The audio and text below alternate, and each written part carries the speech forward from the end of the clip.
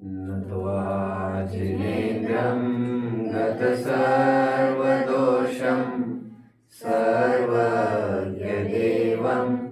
हितदर्शकं च श्रीजैनसिद्धान्तप्रवेशिकेयं विरच्यते स्वल्पधियामिताय। मोक्षार्थियों, वैभवशाली जिन शासन के पुस्तक में से एक अद्भुत स्वर्णिम अध्याय का एक बेहतरीन स्वर्णिम पृष्ठ है जो ये कहता है, शरीर की क्रियाएं has nothing to do with जीव की विशुद्धि। शरीर की क्रियाओं से जीव की विशुद्धि का नाप तोल करना संभव नहीं है। बनारसी दास जी पेज नंबर 355 मोक्ष मार्ग प्रकाशक के परिशिष्ट में लगा हुआ परमार्थ वचनिका है, उसमें बहुत सुंदर लाइन लिखते हैं। वो लाइन इस प्रकार है, कोई ये कहे अमुक गुण स्थान में अमुक क्रियाएं होती है तो ये साफ झूठ बात है। देखिए यहां पर क्या कहते हैं, इसलिए कोई ऐसा कहे, कितनी चुभने वाली बात है। ओह इसलिए कोई ऐसा कहे, इस प्रकार के औदैक भाव सर्वथा हो तो फलाना गुणस्थान। अब इमेजिन कर सकते हो, सभी बच्चे पूजन कर रहे हैं और उस समय में तुम क्या कर रहे हो, बैठे हो कमरे में। क्या माना जाएगा इसे? क्या माना जाएगा? हाँ? क्या माना जाएगा इसे? मूर्खता नहीं, अपराध माना जाएगा इसे। आए काय के लिए हो फिर? यहां पर स्वाध्याय चल रहा है यहां पर, और स्वाध्याय के समय में कोई यहां वहां घूमता हुआ दिख रहा है, उसे आप क्या कहेंगे? और जिन शासन ये कहता है इससे कोई फर्क ही नहीं पड़ता, यहां बैठे ने तो कहीं भी घूमता फिरे। और कभी ऐसा भी हो सकता है यहां पर बैठने वाले, अंदर बैठने वाले दिखने पर भी वे बैठे बाहर है, और बाहर बैठे दिखने वाले वे बैठे अंदर है। अजित कड़कड़े नाम सुना है? नहीं।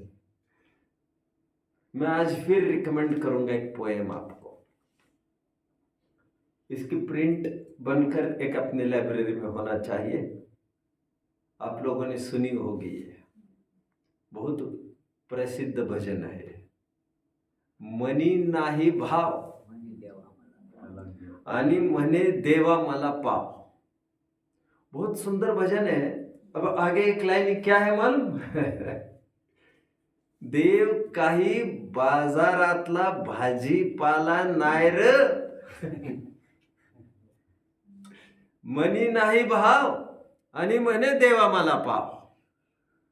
ऐसा एनकैश कर सकते होंगे, 24 घंटा मंदिर में बैठूंगा तो भगवान मेरे ऊपर फिदा होगा, ऐसी तुम्हारी भ्रांति होगी तो भ्रांति बहुत जल्दी चकनाचूर होने वाली है। और वह आदमी जिसने कभी देहरी चढ़ी नहीं मंदिर की, आज मैं और एक पोएम रिकमेंड करूंगा आपको। It's coming all of a sudden. I think you may be familiar with the poem which I will quote here now. Abou Ben Adhem, नहीं पता? एक पोएम खोल लेना, Abou Ben Adhem, ABOUBENATHADEM, Abou Ben Adhem. हमें बहुत जल्दी ही poem थी वो तो, 6th के पहले पहले एक पोएम थी, पढ़ी थी, शानदार पोएम है। ये पोएम की भी प्रिंट आपके पास होना चाहिए। अब भी इसे पढ़ लेना भैया, और सबको समझा देना इसकी थीम जो मैं अभी आपको बताऊंगा। रात के 12 बजे है, an angel came there. Angel मतलब फरिश्ता, फरिश्ता, भगवान का खास मैसेंजर, भगवान का खास दूत वहां पर आया है, जमीन पर बैठा है रोड पर। रात के ठीक 12 बजे वो पेपर वर्क कर रहा है, एंड उसमें he is writing the names of the people who love God. तो टॉप प्रायोरिटीज के अनुसार उनके नाम लिखे जा रहे हैं, और खूब भीड़ है, मेरा नाम, मेरा नाम, मेरा नाम। एंड लास्ट स्ट्रोक में Abu Ben Adam reach there. तब तक भीड़ साफ हो गई थी और पन्ने की जगह भी। तो अबू बिन आदम ने रिक्वेस्ट किया कि मेरा नाम लिख लो भैया, अभी जगह खत्म हो गई, कह रहे कुछ तो करो भैया, कुछ तो करो। मैं भगवान को बहुत चाहता हूं, दिल से चाहता हूं, कुछ तो करो, कुछ तो करो। नहीं, now the same list will be forwarded in front of the God, and this list contains the names of the devotees, extraordinary devotees who believe in the God the most. और यदि तुम भगवान में ज्यादा प्रेम आस्था रखते तो जल्दी टाइम पर आते ना। आई डिडंट नो तुम ऐसा भी कुछ कर रहे हो, तो रिकॉर्ड बनाकर वो चल दिया।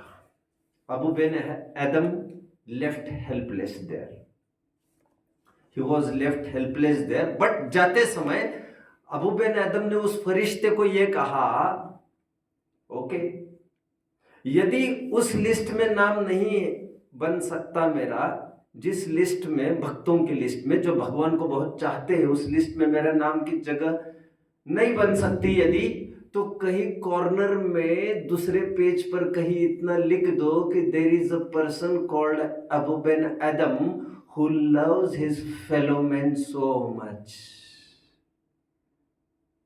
कितने जन मुझे समझ रहे हैं बच्चों? फेलो मैन मतलब आपस में जो भाई बंद होते हैं, लोग होते हैं, उनको बहुत चाहता है। अब यही लिख दो, चलिए भगवान के भक्तों की लिस्ट पूरी हुई है, अभी आप यही इतना ही तो लिख दो कहीं कि अबू बिन आदम एक ऐसा व्यक्ति है जो लोगों को बहुत चाहता है, लोगों के प्रति बहुत सहानुभूति प्रेम रखता है। कितने जन समझ रहे हैं मुझे? शाबाश।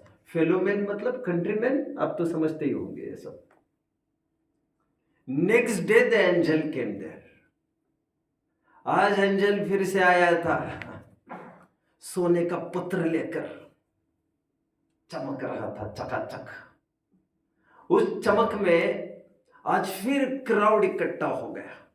आज तो वो हेराल्ड ले आया था भगवान से, आज तो एक पत्र ले आया था लिखित, और वो सबके सामने पढ़कर दिखाने वाला था। And here is the list of those persons whom God has sent special grace. अब ये उनकी लिस्ट पढ़ के दिखाऊंगा आज, जिनको भगवान सबसे ज्यादा चाहता है। कल वो लिस्ट लिखकर चला गया उन लोगों की जो भगवान को बहुत चाहते हैं। आज वो लिस्ट पढ़ के दिखाऊंगा भगवान जिनको बहुत चाहते हैं। And there Abu bin Adam was the first person. Because God loves the people who love their fellow men. ये एक पोएम थी। कितने जन समझ रहे थीम? गुड गुड गुड, समझा देना और जरा। ईमानदारी से कौन नहीं समझ रहे, जरा हाथ ऊपर करो। चलिए गुड। आप नहीं समझ रहे, ठीक है। आप नहीं समझ रहे तो ऐसा नहीं हो सकता कि एक ही नहीं समझ रहे, दूसरा तीसरा भी होना चाहिए, क्योंकि इससे तो इन्फीरियर और भी है। बट एनीवे निष्कर्ष, एक मराठी कवि की कविता की बात कही, एक इंग्लिश कविता की बात कही मैंने, दोनों का निष्कर्ष एक ही है। वह आदमी जो कभी मंदिर की देहरी चढ़ाई नहीं, वो भगवान का सबसे प्रिय कैसे हो सकता है? हाँ, हो सकता है, क्योंकि तुम मेरे चक्रे काटने के बजाय तुम मेरे ही भाई बंद और मेरे ही अंश स्वरूप इन लोगों की सेवा में ही अपना जीवन लगा रहे हो। That is as good as serving me, because service to man is service to God. जो आवडतो सर्वांना तोच आवडी देवाला, कविता होते। ठीक है। मानव सेवा हीच ईश्वर सेवा। लोक की बात कर रहा हूं मैं, ये ज्यादा कहने की जरूरत नहीं है। बट क्या आप कल्पना कर सकते हो, जैन दर्शन ये कहता है जो कभी स्वाध्याय भी नहीं किया आज तक, वो बाजी मार सकता है तुमसे पहले, क्योंकि यहां पर जितनी भी क्रियाओं के माध्यम से धर्म का स्टेटस बताया जा रहा है, वो परमार्थ पैरामीटर नहीं है, वो सब अस्थिरता का पैरामीटर है। स्वाध्याय के स्थान पर कोई बैठे बैठे पेड़ के नीचे चिंतन कर रहा है 6 द्रव्य 7 तत्वों का, सभी जन मंदिर जाते जा रहे हैं और वो बैठा है एक जगह। सभी जन कह रहे चलो भैया, नहीं कह रहे तुम जाओ, मैं बैठा हूं यहां पर। अबे हमें लगता है कैसा रसिक है ये अरे तुम्हें भगवान वहां दिख रहा है, हमें तो भगवान यहां दिख रहा है। मैंने सूफी संत का एक दिन कहा था, मस्जिद गए ही नहीं तो उनको बुलाने आए सभी जन, तो उन्हें पता चला, आज मुझे पता चला वहां पर भगवान नहीं है, इसलिए आज से मैं नहीं आऊंगा वहां पर। और लोग करार देते हैं धर्म विरोधी होने का, धर्म प्रेम न होने का। बनारसी दास जी की एक इंपॉर्टेंट लाइन मैंने पढ़ी, कोई कहे, इसीलिए कोई ऐसा कहे, इस प्रकार के औदिक भाव सर्वथा हो तो फलाना गुणस्थान कहा जाए तो झूठ है। कितनी बड़ी बात कही आज, कही ना। आज हम ये कहते थे कैसे तय करिए चौथा गुणस्थान वरती, कैसे तय करिए पंचम गुणस्थान वरती, और तय करने के लिए क्राइटेरिया के रूप में कुछ क्रियाओं को ही तो पकड़ते थे हम, और क्रियाओं की टॉयप कर दी आज। मैं आज 4 पॉइंट्स महत्व प्रोमिनेंटली बताने वाला हूं। पहला पॉइंट की मैं चर्चा कर रहा हूं, जिसमें मैं ये सिद्ध कर रहा हूं, कल के समग्र चर्चा की बॉटम लाइन इतनी ही सी थी कि चरणान योग ने किसी को संयमी करार दिया होगा, बट कर्णान योग उसे असंयमी करार दे रहा है। चरणान योग किसी को सम्यक दृष्टि करार दे रहा हो, कर्णान योग उसी को मिथ्या दृष्टि करार देता है।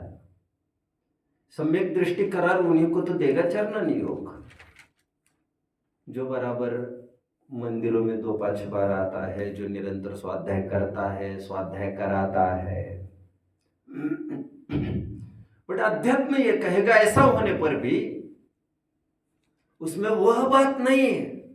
कर्णान योग ये कहेगा, कर्णान योग ये कहता है हमारे एक्सरे रीडिंग से ऐसा दिख रहा है कि कपड़े ही बस उसने अच्छे पहने हैं, बट अंतर में उसका बड़ा खोखला है। And on the other hand rags in the riches, गुदड़ी के लाल स्वरूप बाहर से दिख कुछ भी धर्म नहीं रहा है ऐसा है सच, बट सच्चा विशुद्धि इसी में पल रही है। कल इस बात की सिद्धि की गई थी, चरणान योग ने जिसे संयमी दिख रहा है चरणान योग की दृष्टि में, उसे कर्णान योग कह रहे नहीं यह भी असंयमी है। और चरणान योग की निगाह में अथवा ऊपर की आंखों से जो असंयमी से दिख रहे हैं, कर्णान योग उन्हें कह रहा है नहीं ये संयमी। 2 बातें, एक बहिरंग कषाय की प्रवृत्ति और एक अंतरंग कषाय की शक्ति। 2 बातें, एक बहिरंग कषाय की प्रवृत्ति और एक अंतरंग कषाय की शक्ति। और बाहर में तीव्र कषाय दिखे, बट कषाय शक्तिहीन होने से प्रवृत्ति तीव्र होने पर भी उसे कहा मंद कसाई जाएगा। And on the other hand, प्रवृत्ति मंद होने पर भी कषाय शक्ति सीवियर है तो उसे तीव्र कषाय कहा जाएगा। मैंने और एक कहावत कही थी थोड़े टाइम पहले, कोई यहां पर तुरंत फटाक से कोई बोल दे पलट कर, तो वक्त कहेगा बड़े असभ्य मालूम पड़ते हो तुम, इतनी भी तमीज नहीं है तुम्हें। बट उसके जो मन में है उसने बोल दिया, आदर से अंदर से खूब आदर हो सकता है उसका। And on the other hand, ऊपर से शांत बैठा है कोई और अंदर से आग बरस रहा है, ऐसा तो हो ही सकता है ना। मराठी की कहावत है, खाली मुंडी का शीर्षासन करायचंय, खाली मुंडी आणि पाताळ ढुंडी। उसका जो नीचे सिर किया है उसने, खाली मुंडी आणि पाताळ ढुंडी। पाताळ ढुंडी मतलब इतने हल्के परिणाम है उसके, दिखने को वैसे दिख रहा है, गोगल गाय आणि पोटात पाय। दिखती कैसे है गोगल गाय? शांत, नाम की ही गाय है वो, बट पूरे पूरे क्रॉप को वो खा जाती है, फसल को पूरे खा जाती है। जानते ना बच्चों, आप लोग किसान हो, आप तो जानते होंगे इस बात को। दिखती कैसे है? शांत, मृदु, और है हार्मफुल। एक पॉइंट 295 पेज पर चलेंगे जल्दी, 275 पेज पर, सॉरी 275 पेज पर कल का पूरा प्रकरण एक लाइन में यहाँ पर पढ़ के दिखाऊंगा, बीचों बीच चलना है। 275 पर आए हो बच्चों?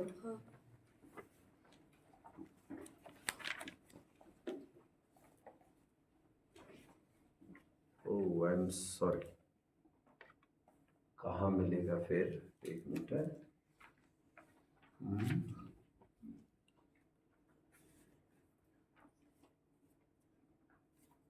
ठीक है, एक काम करो,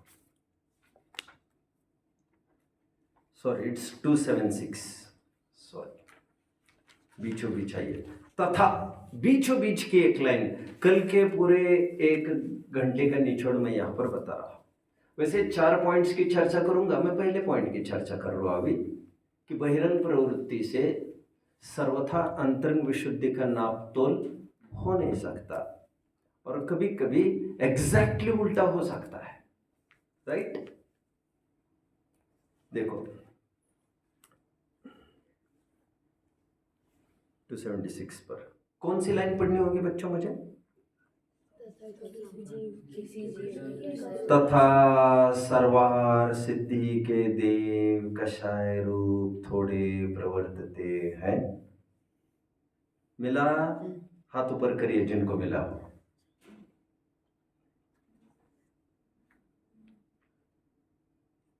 शाबाश।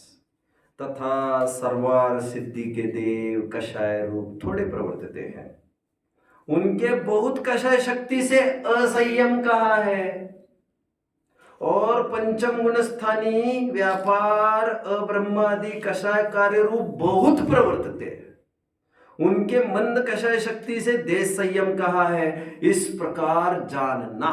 कितने जन समझ रहे बात को? हालांकि मोक्ष मार्ग प्रकाशक कुछ विशेष शिविर में हमने इसे देखा था। कितने जन को याद आ रहा है? ये पूरा पैराग्राफ पढ़ा था। अच्छा, ऊपर की एक लाइन पढ़ लीजिए।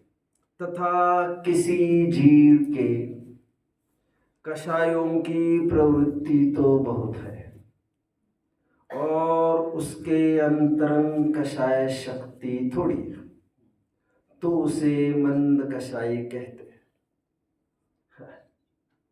कुछ कुछ लोग ऊपर से बड़े खराब लगते हैं, लेकिन अंदर से मोम जैसे मृदु होते हैं।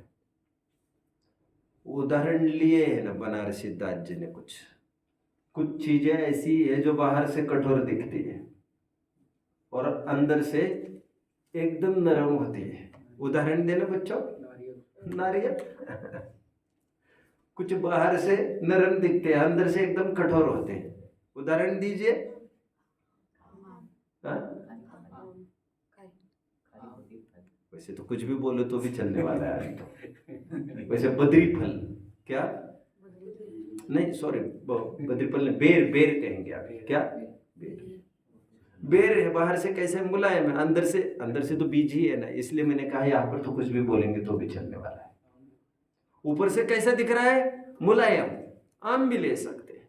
अंदर से कैसा है? ठोस।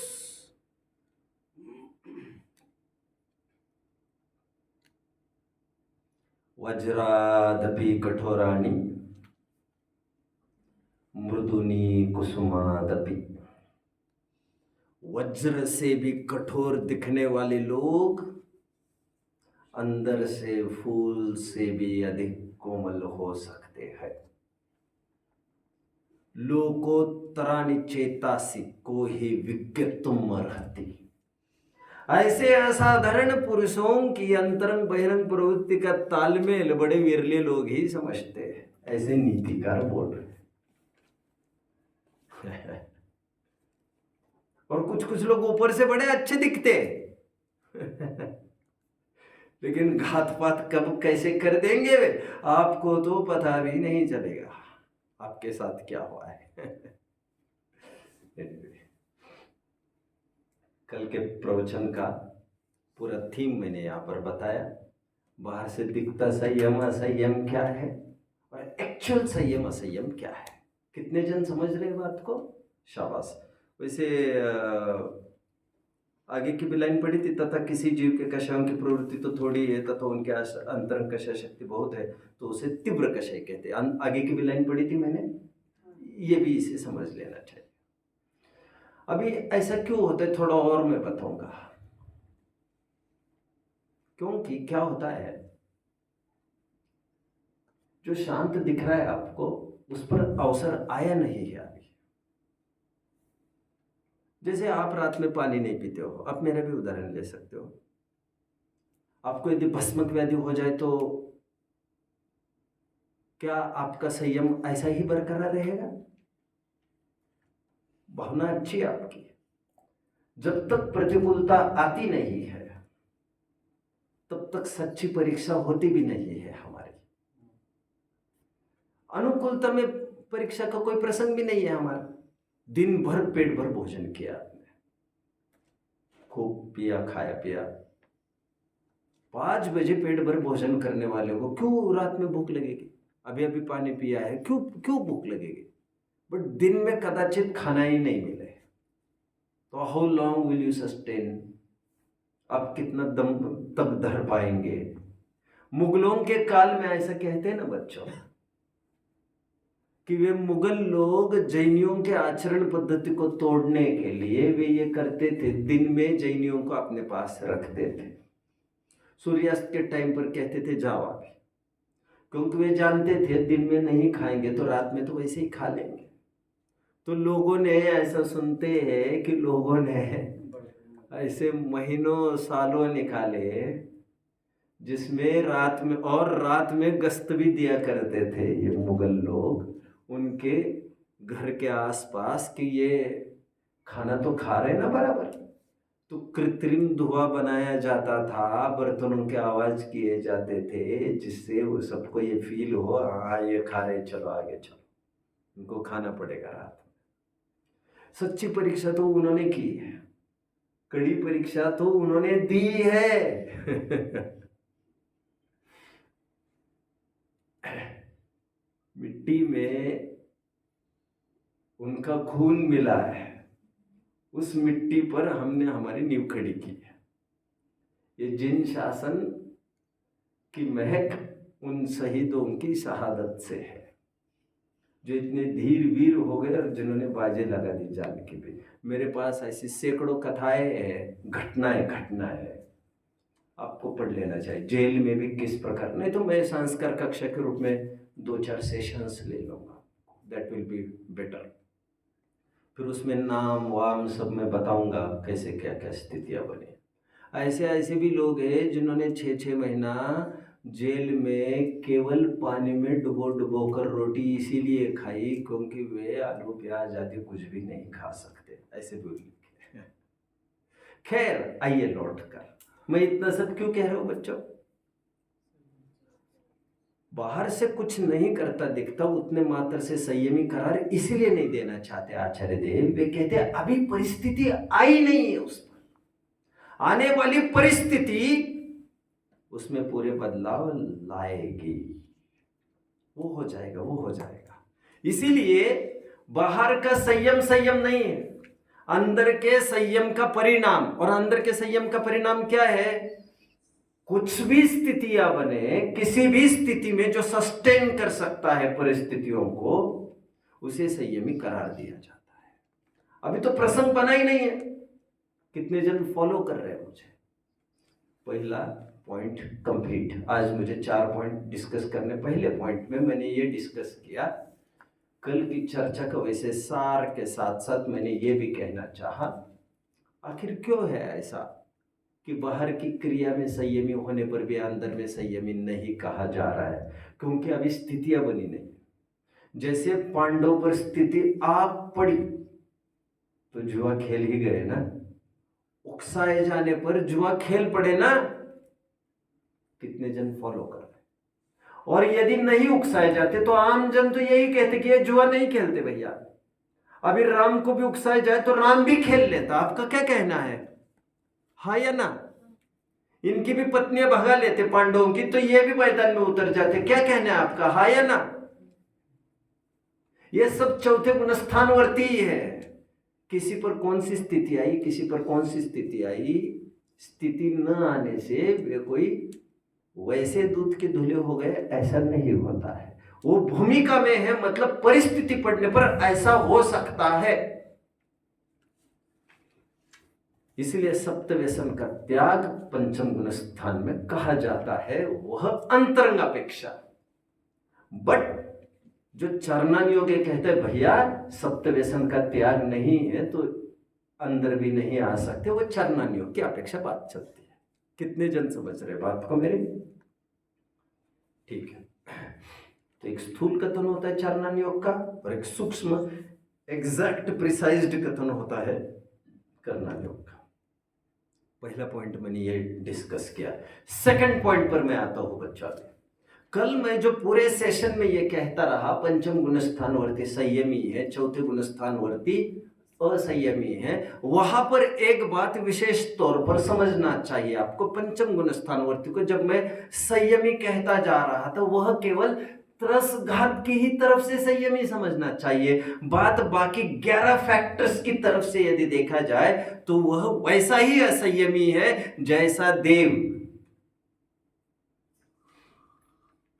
क्योंकि 11 अविरति उसमें पाई ही जाती है, तो उसमें क्या बात है। तो 11 पॉइंट से देखा जाए, 11 पॉइंट्स कौन से? 11 पॉइंट्स कौन से? आप नहीं बताएंगे, खड़े रहिए। कितना लिखाना तो कितना दो, लिख लिख कर क्या करें आप। कौन से 11 पॉइंट्स? खड़े रहिए, खड़े रहिए। 11 पॉइंट्स हुई। 5 स्थावर का घात संबंधी, और 6 इंद्रियों के विषयों के भोग संबंधी। क्या है भाई, प्रवचन के बाद और एक प्रवचन होता है उस प्रश्नोत्तर के बहाने, और ये कोई पहली बार चर्चा कर रहे हैं ऐसा भी नहीं है। ये सब हम ऑलरेडी चर्चा कर चुके हैं। बोलिए बच्चों। षट आवश्यक पाठ में, और षट आवश्यक पाठ में एग्जाम में भी पूछा गया था, ये बावजूद इसके यह हालत है। 2 महीने पहले चार्ट बनाई है, 2-3 महीने पहले, हाँ या ना?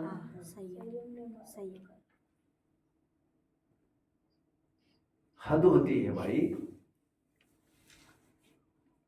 कल कितनी बार इसी को दोहराते रहे, प्रश्नोत्तर में कितने जनों ने बोला। बैठिए,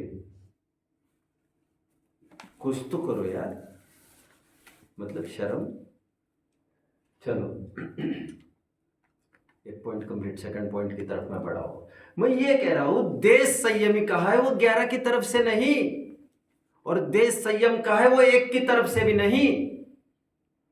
देश संयम कहा है ओवरऑल 12 की तरफ से, क्योंकि 1 की तरफ से देखेंगे तो संयमी ही कहेंगे, तरस घात की तरफ से वे संयमी हो गए हैं, विरत हो गए हैं, किसी भी कीमत पर तरस का घात वे नहीं करते। पंचम गुण स्थापन दीजिए। और 11 की तरफ से देखे, 6 इंद्रियों के भोग की तरफ से देखे, या तो पास थावर के घात की तरफ से देखे तो पूर्ण असंयमी है। तरस घात की तरफ से पूर्ण संयमी, और पास थावर का घात और 6 विषयों की प्रवृत्ति में पूर्ण असंयमी है। वहां एक देश नहीं लगेगा। एक देश एक ओवरऑल कथन है। ओवरऑल कितने जन मुझे फॉलो कर रहे हैं बच्चों? कंफर्मेशन दीजिए जल्दी, कितने जन फॉलो कर रहे हैं? हाँ, फॉलो करना ये आप ही का दायित्व है, समझ कर लेना ये आपकी ही जिम्मेदारी है। मैं बार बार पूछ रहा हूं आपको, जिसको समझ में नहीं आ रहा वो पूछिए, तो आप वैसे हाथ ऊपर करते रहेंगे तो दैट वोंट डू। अच्छा, और एक बात समझने की है, ये दूसरा पॉइंट वैसे कंप्लीट किया मैंने।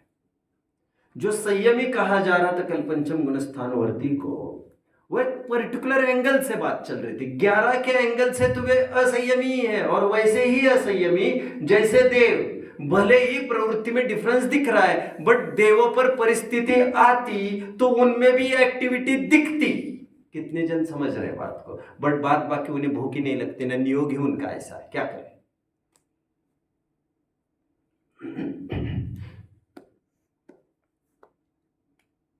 बोलो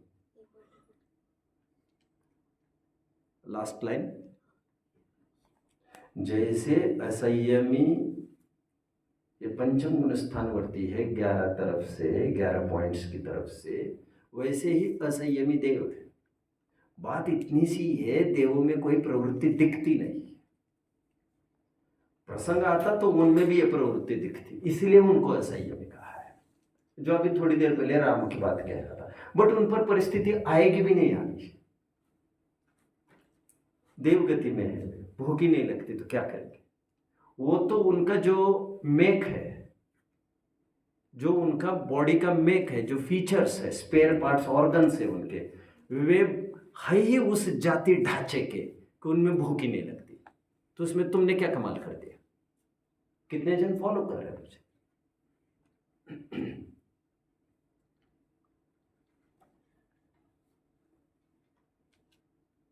नियोग है, इसलिए मैंने कहा था उनका नियोग है। नियोग। कोई आप लोगों ने ऐसे अरबपति लोग देखे होंगे जो बिल्कुल काम नहीं करते, घर भी नहीं छोड़ते, लेकिन फर्श से अर्श तक का सफर अकेले आदमी ने तय किया। उसने कोई बाप दादा की प्रॉपर्टी नहीं मिली है उसको, तो वो बैठा दिख रहा है, प्रसंग पड़े तो सब कर सकता है, और करके ही यहां तक खड़ा हुआ है। अभी एक वो ले लीजिए और एक उसका लड़का ले लीजिए, दोनों बैठे वैसे ही ऐशो आराम में और कमाते दोनों अरबों रुपए महीनों में, लेकिन दोनों में फर्क जमीन आसमान का है। एक को आ चाहिए यदि तो 0 से फिर से खड़ा कर सकता है वो। हारी बाजी को जीतना हमें आता है, लेकिन दूसरे को नहीं आता। वो तो अभी देखा ही नहीं है उसने, तो बस इतने ऑर्डर्स ले लो, वहां पर डिस्पैच कर दो, वो मैनेजर लोग देख रहे, उसमें उसको क्या, जितने मैनेजर को अकल है उतनी भी उसको अकल है। एक पर्टिकुलर लेवल के बाद अकल होने की जरूरत भी नहीं होती, पर परिस्थिति आने पर वो कर सकता है। इसलिए उसे कहते हैं ये मेहनती है, इसे कोई मेहनती नहीं कहता। इसके कहते हैं अच्छा है, बाप का माल मिला है इसको। लेकिन कदाचित सभी बच्चे ऐसे नहीं होते, कुछ बच्चे भी ऐसे होते हैं, परिस्थिति आने पर भी सब कर सकते हैं। लेकिन दुनिया के पास ये अवसर नहीं है ना आजमाने को। वो तो तब होगा जब गरीबी हो जाए एक बार और फिर वो ऊपर आकर दिखाए, तब तो बात बनेगी। कितने जन फॉलो कर रहे हैं, दूसरे पॉइंट को मैं समझा रहा हूं। हालांकि पहले पॉइंट में भी ये मैंने बोला तो था। 2 पॉइंट्स कंप्लीट। तीसरे पॉइंट की तरफ आता हूं। Already discussed a few days before, I think 1.5 महीने पहले मैंने इसकी चर्चा की थी। मैंने कहा था चौथे गुणस्थानवर्ती को एक तरफ अविरत बोल रहे हो, मतलब असंयत बोल रहे हो। असंयत अविरत बातें किए, संयम और विरत एक ही बात है। व्रत, विरत, विरक्त, संयत एक ही तो बात है चारों। कितने जन फॉलो कर रहे हैं मुझे? एक तरफ मजा तो देखो, एक तरफ चौथे गुणस्थानवर्ती को अविरत असंयत कहा जा रहा है, मतलब कुछ नहीं, और एक तरफ उसी को स्वरूपाचरण चारित्र भी बोला जा रहा है। और असंयत मतलब तो अचारित्र समझ रहे थे हम, और है भी अचारित्र। असंयत मतलब असंयम, संयम मतलब चारित्र है ही। देश संयम को देश चारित्र नहीं कहते क्या? सकल संयम को सकल चारित्र नहीं कहते क्या? तो संयम और चारित्र है ही एक अर्थवाची। तो चौथे गुणस्थानवर्ती को असंयत भी कहा जा रहा है और स्वरूपाचरण चारित्र भी कहा जा रहा है। तो माने क्या? चारित्र माने कि नहीं माने? और ये फिर माने ना माने के बीच में 2 अपेक्षा कहां से आ गई? इस पर फोकस करो जल्दी, कोई ना कोई, जल्दी जल्दी फोकस करो। 1.5 महीने पहले दिस हैज बीन डिस्कस्ड, और मैं एक एक चर्चाएं डकारे दे देकर स्पष्ट कर रहा हूं। मतलब मैं कोई कसर नहीं छोड़ता, कोई कसर नहीं छोड़ता। That is to the best climax. मैं कोई कसर नहीं छोड़ता। क्यों भैया? नहीं कहेंगे? नहीं कहेंगे? नहीं कहेंगे? हटा दे मार्क्स, ध्यान नहीं है। मतलब अभी 6वीं वाला बोलेगा तुम्हारे सामने, ट्राई। बोलो। चतुर्थ गुणस्थान को अविरत चरणानुयोग की तरफ से और शाबाश। स्वरूपाचरण चारित्र करणानुयोग की तरफ से। शाबाश। अब back to you my dear. इन्हें दे दो आज 3 पॉइंट्स। चारित्र कहना आध्यात्मिक विवक्षा है, क्योंकि मैंने आपको बताया था चौथे गुणस्थान में चारित्र कहना आध्यात्म की विवक्षा, 6वें 7वें में चारित्र कहना चरणानुयोग की विवक्षा, और 11वें गुणस्थान में चारित्र कहना करणानुयोग की विवक्षा। याद आ रहा है कि नहीं आ रहा है? यथाख्यात चारित्र उसी को तो कहते हैं करणानुयोग। इतने से भी कषाय होती है तो अचारित्र देख लेता है, 100% चाहिए उसे। चारित्र ही देखने के 3 दृष्टिकोण मैंने आपको बताए थे। प्रथमानुयोग तो क्या करता है? प्रथमानुयोग तो उदाहरण दे देता है। एक द्रव्यानुयोग बोलता है चौथे से, चरणानुयोग बोलता है शरीर की क्रिया से, बाहर से। करणानुयोग तो एग्जैक्ट निरूपण करता है, 11वें गुणस्थान से चारित्र होता है कहते हैं। जिसको तकलीफ हो वे 12वें से समझे। चारित्र 11वें से 12वें से करणानुयोग कहता है, चारित्र चौथे से द्रव्यानुयोग का अध्यात्म कहता है, चारित्र 6वें में 5वें में कहना तो 5वें में कह दीजिए। चरणानुयोग कहते हैं क्योंकि चरणानुयोग वही बात करता है जो लोक सम्मत हो और जो दृष्टिगोचर हो, दिखना चाहिए, दिखना चाहिए। इसलिए चरणानुयोग के चारित्रवंत को नकार करार दे सकता है अध्यात्म और करणानुयोग। कह रहे बाहर से दिख रहा है।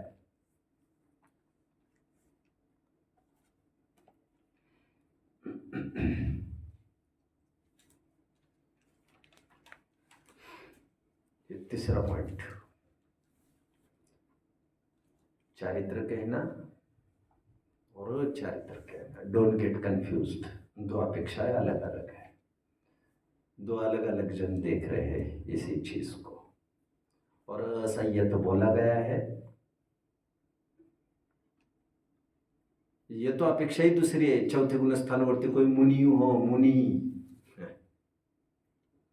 तो चौथे गुण स्थान तो उसे तो अध्यात्म भी चारित्रवंत कहता है और चरणनियोग भी चारित्रवंत कहता है, क्योंकि वो चौथे गुण स्थान में मुनि बन गया है। और केवल अनंतानुबंधी कशा चौकड़ी का अनुदय हुआ है, क्योंकि शरीर की क्रिया इंडिपेंडेंट है। नग्न तो मिथ्या दृष्टि भी हो सकता है, द्रव्यलिंगी मुनि इसी जाति का तो होता है। वही तो कह रहा हूं, कोई कहे ये क्रिया है इस गुणस्थान में, ऐसा नहीं। और वही छठवें सातवें गुणस्थानवर्ती मुनि कपड़े पहने हुए दिख सकते हैं कि नहीं? कहा देखे आपने? दिख सकते हैं कि नहीं? नहीं दिख सकते, दिखते हैं भैया, दिख सकते हैं। चेलोप सृष्ट मुनिरिव ग्रही तदा याति यति भाव रत्नकरण शावकाचार्य के 102 नंबर के श्लोक में यह बताया गया कि कोई मुनिराज ध्यानस्थ बैठे थे, उपसर्ग के रूप में किसी ने आकर वस्त्र पहना दिया तो वे क्या करे? उनका मुनिपना कहीं जाता नहीं है उससे। कितने जन समझ रहे हैं? बाहर का कपड़ा उनका वितरागता छेद न पाएगा, बाहर की तो कोई प्रतिकूलता ही कुछ भी नहीं कर पाते, तो इतना सा कपड़ा क्या कर पाएगा? वो तो बुद्धिपूर्वक ग्रहण करने की बात थी, भावनाओं से ग्रहण करना ही ग्रहण करना होता है। तीसरी बात मैंने कही, चारित्र भी देखा जा रहा है और अचारित्र भी देखा जा रहा है चौथे गुण स्थान में। चौथे गुण स्थान में जनरली बाहर से कुछ भी नहीं, क्रियाएं कुछ भी नहीं दिखती, त्याग कुछ भी नहीं है पाप का, सूक्ष्म क्या स्थूल पाप के भी त्यागी नहीं, इसलिए अविरत, असंयत, अचारित्रवंत कहा। बट अनंत अनुबंधी कषाय चौकड़ी का अनुदय होने से उतनी चारित्र मोह की प्रकृति की एक परत हट गई, तो उतना तो चारित्र हुआ कहना पड़ेगा ना। वो वॉइड कौन फिल करेगा? ये अपेक्षाएं समझना दोनों। 3 पॉइंट्स कंप्लीट। मैं चौथे पॉइंट की तरफ बढ़ता हूं अभी। यह तो कोई डाउट हो तो पूछ सकते हैं बच्चों। किसी को कोई डाउट प्लीज। तुम तो असावधान रहकर दाव लगा रहे हो। तुम तो तीसरा पॉइंट कहकर पूछते कि ये कैसे बताया, तो बात बन जाती। सो मत बोलो। चौथा पॉइंट अभी इससे चाहिए तुम्हें? अरे बोलूंगा तभी तो। फिर से पहला पॉइंट मैंने कल का समराइज किया, ये कहते हुए कि बाहर की क्रियाएं व अंदर की विशुद्धि की परिचायक नहीं हुआ करती। बाहर का संयमी अंदर से असंयमी हो सकता है, बाहर का असंयमी अंदर से संयमी भी हो सकता है। ये पहला पॉइंट मैंने कहा था। दूसरा पॉइंट मैंने ये कहा कि देश संयमी, वैसे कल पंचम गुण स्थानवर्ती को संयमी कहता जा रहा था मैं। खरेखर संयमी केवल तरसघात की तरफ से ही है, वो तरसघात का ही संयमी हुआ है, उसी को रोक पाया है। बाकी 11 की तरफ से तो वो पक्का असंयमी है, और वैसा ही असंयमी है जैसे देव असंयमी है। फर्क कुछ भी नहीं है, देव में क्रियाएं नहीं दिखती, इसमें दिखती है। उससे देव कोई बहुत बड़े हो गए ऐसा भी नहीं होता है, क्योंकि देव में अभी वो प्रसंग बना नहीं है जिससे देखने में आया है। दूसरा पॉइंट मैंने तीनों रिपीट किए फिर से तुम्हारे लिए। तीसरा पॉइंट मैं ये कह रहा था अभी, चारित्रवंत भी कहा जा रहा है, अचारित्र भी कहा जा रहा है, ये क्या मांझरा है? तो आपको ये समझना ही, ये दोनों देखने के दो विविध दृष्टिकोण है। अभी और एक बात बीच में, चौथे पॉइंट की तरफ बढ़ने के पहले, आज चारों पॉइंट तो पूरे करूंगा ही, क्योंकि तभी तो 161 प्रश्न मेरे पूरे हो पाएंगे जो कल हो नहीं पाए थे। आज इन्हें हो पूरे तो करूंगा। वैसे पंचम गुण स्थानवर्ती को तरसघात की तरफ से संयमी कहा जा रहा है, माइंड वेल। और आप तो ये भी बोल रहे हो कि उससे, कल तो यहां तक बोल गए आप कि उससे हत्या भी हो सकती है, संगी पंचेंद्रियों का भी घात होता है, फिर तरसघात का कैसे त्यागी हो गया वो? कितने जन फॉलो कर रहे हैं मेरे क्वेश्चन को? इसका कोई समाधान का अप्रोच हो सकता है? बाबा बोलो। बाबा वो जो तरसघात की बात कही है, वो 5 अभक्षों की बात कह रहे थे आप, खाने पाने की, मरने की कीमत पर भी वो ऐसा नहीं करेगा। और वो तरस का घात नहीं करता, वो संकल्पी हिंसा नहीं करता, जानबूझकर कुछ नहीं करता, वो बात है। बट मजबूरी में प्रसंग पड़े पर क्या हो सकता है क्या वो क्राइटेरिया नहीं है पंचम गुण स्थान का, इसलिए विरोधी हिंसा तो उससे हो सकती है। कल राम की डिशम की बात कही मैंने आपको, वो तो चौथे गुण स्थानवर्ती है, वो तो अभी कोई बात भी नहीं है उनकी। लेकिन पंचम गुण स्थानवर्ती युद्ध के मैदान में तो नहीं उतरता डिशम के लिए, बट उसी के ही घर में कोई आए और डिशम करने लग जाए तो चुप तो नहीं बैठेगा ना वो तो मैदान पर तो नहीं उतर रहा, लेकिन उसके घर में ही तुम आओगे तो वो हिंसा अलग प्रकार की और उससे घात हो गया है। कानून भी कहता है ऑफेंसिव न होकर यदि डिफेंसिव हो आपका एक्टिविटी तो दैट इज कंसिडरेबल। जानते हो ना आप लोग, ऐसा नहीं होता तो रिवॉल्वर आदि के लाइसेंस इशू करती नहीं गवर्नमेंट। क्यों इशू की है? That is for your protection. उसके भी नॉर्म से कुछ, आपको शूट करना है तो पहले फोन करना पड़ता है, मैं शूट कर रहा हूं, माना बहुत अवसर नहीं मिला आपको तो दूसरा, अब पैरों पर शूट करना है, जान नहीं लेना है, उसके भी रूल्स है। रिवॉल्वर दिया मतलब ठो ठो ठो ठो ठो, अरे ऐसा थोड़ी है। सब जब तो हो जाएगा, उसके बदले में लाइसेंस के बदले में सब तुम्हारा घर नाम पर करके लिया है, सब तुम्हारे बीवी बच्चों को सलाखों के पीछे चले जाएंगे। समझ में आया? एक विशेष बात मैंने कही। Now come to the fourth point.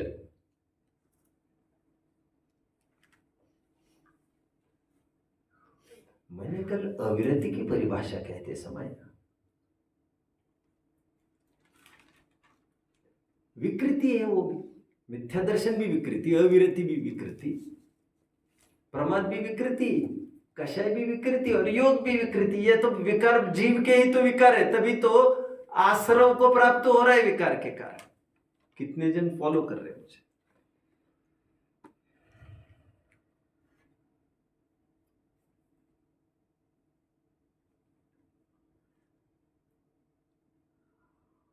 अविरति की परिभाषा करते समय मैंने कहा था आत्मा की वह विकृति जो अप्रत्यक्ष और कषाय चौकड़ी के उदय से हो।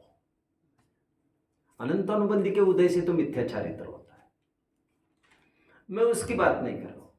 मैं कह रहा हूं अनंतानुबंधी जाने पर भी अप्रत्यक्ष अनावरण का उदय जहां तक हो वहां तक अविरति बनी रहती। इसलिए अविरति की परिभाषा मैंने अप्रत्यक्ष अनावरण कषाय चौकड़ी के उदय के अनुरूप अविनाभावी चलने वाले विकार को मैंने अविरति कह दिया कर।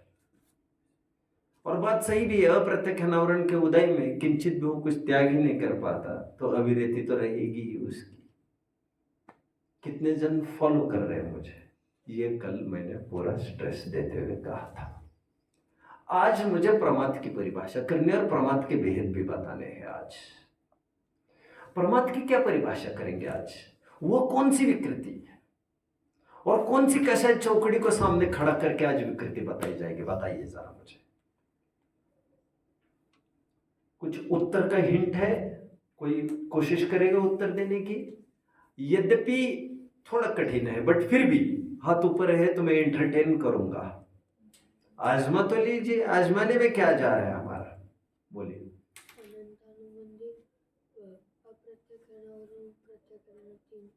ये हो गई आजमाइश। ये इन्होंने आजमाइश बढ़िया की।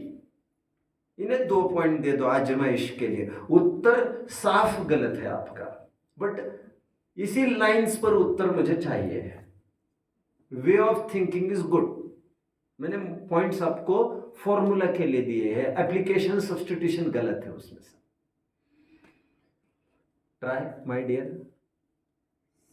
सेम इसी तर्ज पर था, आपको भी एक आध पॉइंट दे दूं। हाँ, के उदय से आत्मा की विकृति को प्रमाद कहते हैं। शाबाश, आपका भी इसी पैरेलल लाइंस पर है, तो शाबाश आपको। आपका हाथ ऊपर नहीं आया, क्या बात है? तुम गाफिल होते जा रहे यार, आजकल हाथ नहीं ऊपर आ रहा, क्या बात है? फिर देख लो, हम सोच रहे थे फिर क्या करना है। हाँ हाँ,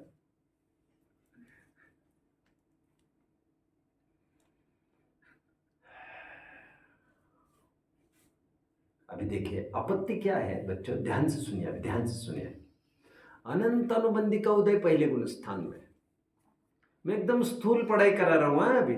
जब अगले साल गुण स्थान पढ़ाऊंगा तो मैं आपको ये कहूंगा वहां पर दूसरे गुण स्थान में भी अनंतानुबंधी चतुष्क में से किसी का उदय रहता है, तो घबराने की जरूरत नहीं। वो अगले साल का अगले साल ही देखेंगे, अभी नहीं, गड्ढे अभी नहीं खोदूंगा मैं। फिर खोदने के बाद ना मैं निकल सकूंगा, मतलब आप बाहर भी नहीं निकलने देंगे और आप तो वही नीचे की नीचे रह जाए, फिर क्या फायदा है? क्यों आदित्य? अनंत अनुबंधी का उदय पहले गुण स्थान में, और प्रत्यक्षानावरण का उदय चौथे गुण स्थान तक, प्रत्यक्षानावरण का उदय पांचवें गुण स्थान तक। कितने जन समझ रहे बात को? प्रत्यक्षानावरण का उदय पांचवें गुण स्थान तक, क्योंकि संपूर्ण त्याग नहीं होने देता। और पंचम गुण स्थान में है भी ऐसा ही, संपूर्ण त्याग कहाँ होता है वहां?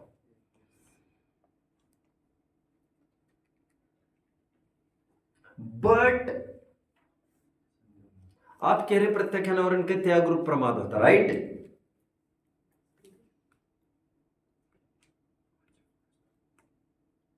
इसका मतलब संज्वलन का उदय, राइट? लेकिन संज्वलन का उदय में क्या आपत्ति है? अप्रोच सही है आपका, अप्रोच सही है, और थोड़े चुस्त रहो, थोड़े ढीले पड़ते जा रहे हो, समझ लो बात को।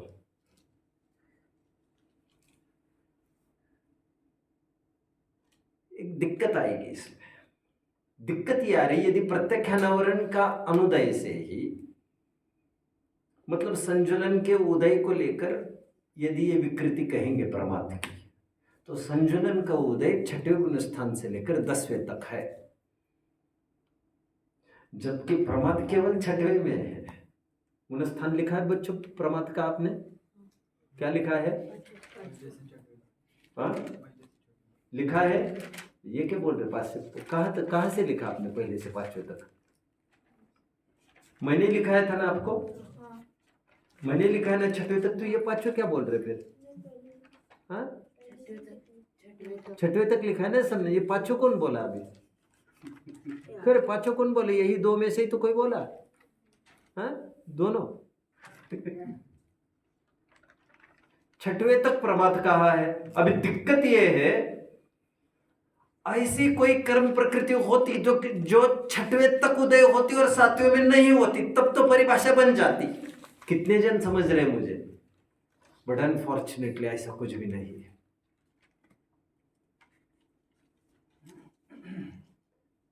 क्योंकि पांचवें गुणस्थान को आगे शिफ्ट करते समय एक कषय चौकड़ी का अनुदय होता है, फिर छठवें से सातवें, सातवें से आठवें, नौवें, 10वें तक ऐसा कुछ भी नहीं होता है, क्योंकि सब जगह संज्वलन का ही उदय चलता है। अनंत अनुबंधी का पहले तक या दूसरे तक, और प्रत्यक्षानावरण का चौथे तक, प्रत्यक्षानावरण का पांचवें तक, संज्वलन का छठवें तक। ऐसा नहीं, संज्वलन का छठवें से लेकर 10वें तक है, और प्रमाद छठवें में ही है। तो प्रमाद की परिभाषा करेंगे क्या? है तो विकृति, है तो जीव का विकार, बड़ो विकार किसका अविनाभावी कहेंगे आप? उसके लिए केवल छठवें में किसी प्रकृति को उदय होता तब तो काम बन जाता, बट ऐसा है नहीं दुर्भाग्य से। कितने जन मुझे फॉलो कर रहे हैं? किसी को कोई डाउट होगा तो पूछिए। डाउट डाउट है? Doubt please. निरति चारित्र अरे तुम छोड़ो यार, अभी उसको देखो भी मत आप, जो मैं कह रहा हूं उतना ही सुना, देखो भी मत नीचे, वो तो सब पूरा होगा तब देख लेंगे। अभी तुम नीचे, मैंने बोला ही नहीं जब, तो तुम क्यों बोल रहे हो उस शब्द को? सुनिए ध्यान से। अभी परिभाषा को बनाने के लिए थोड़ी तरकीब करनी पड़ेगी हमें, और वो यह, छठवें गुणस्थान तक के किसका उदय है जो सातवें में नहीं है? तो हम ऐसा बोल सकेंगे छठवें के जो वो अमुक चीज के उदय के अविनाभावी जीव की विकृति को प्रमाद कहते हैं। बट ऐसा क्या है जो छठवें तक ही उदय है? संजुलन तो छठवें में भी है, सातवें में भी है, आठवें में भी है, नब्बे में भी है, 10वें में भी है। बट संजुलन का तीव्र उदय छठवें में होता है, सातवें में तीव्र नहीं होता, मंद होता है, आठवें में मंदतर होता है, 90वें में मंदतम होता है, और 10वें में केवल उसका एक अंश सूक्ष्म लोभ का ही उदय होता है। ऐसा धीरे धीरे डिसइंटीग्रेट होता जाता है, धीरे धीरे डिसेंडिंग ऑर्डर में संज्वलन का उदय भी जैसा रिग्रेसिवली, जैसा फोर्सफुली छठवें में आता है, वैसा फोर्सफुली सातवें में नहीं, वैसा फोर्सफुली आठवें में नहीं, वैसा 90वें में नहीं, और वैसे 10वें में नहीं। तीव्र उदय छठवें में, मंद उदय सातवें में, मंदतर उदय आठवें में, मंदतम उदय 90वें में, और केवल सूक्ष्म लोभ का उदय 10वें में। संज्वलन लोभ का मतलब संज्वलन क्रोध मान माया केवल 90 तक। इसलिए हम ये कह सकते हैं इस परिभाषा में, बोलिए परिभाषा बताओगे? शाबाश, कौन बताएगा? क्यों रे भाई, आपका हाथ ऊपर नहीं आया? अरे क्या है, पिछड़ते जा रहे यार, ये बच्चा अभी आगे बढ़ेंगे। क्यों आपका हाथ ऊपर नहीं है? मैं लिख रहा था।